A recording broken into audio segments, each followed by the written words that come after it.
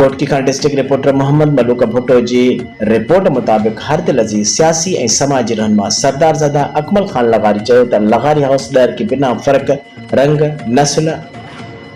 जी अवाम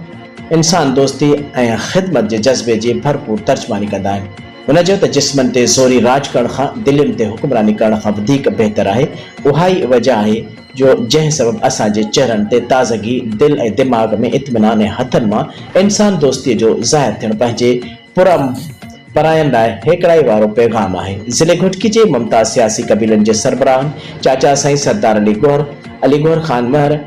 ऐं चाचा साईं सरदार मीर ख़ालिद अहमद खान लुंड ऐं ॿियनि सां अदब ऐं एहतराम जो रिश्तो गुज़रंदड़ वक़्त सां गॾु वधीक मज़बूत थींदो पियो वञे। हुन चयो त इंसान साहब जे कबीलनि में वंड रब पाक पाण फरमाई आहे, उन करे जो सुञाण में आसानी सां सघे ऐं उन्हनि में अहमियत जो मयार सिर्फ़ परहेज़गारी ऐं इबादत खे रखियो आहे। सरदारज़ादा मोहम्मद अकमल खान लगारी जो चवणु हुयो त एहतराम तक़दुस ऐं ख़ैर सगाली जो जज़्बो हर हिक लाइ आहे, पर मुंहिंजे लाइ वालिद मोहतरम नेक दिल बाबा साईं सरदार नादिर अकमल खान लगारी जो मतन कयल रस्तो ई अवलिन मशअल राह ऐं निशान मंज़िल आहे।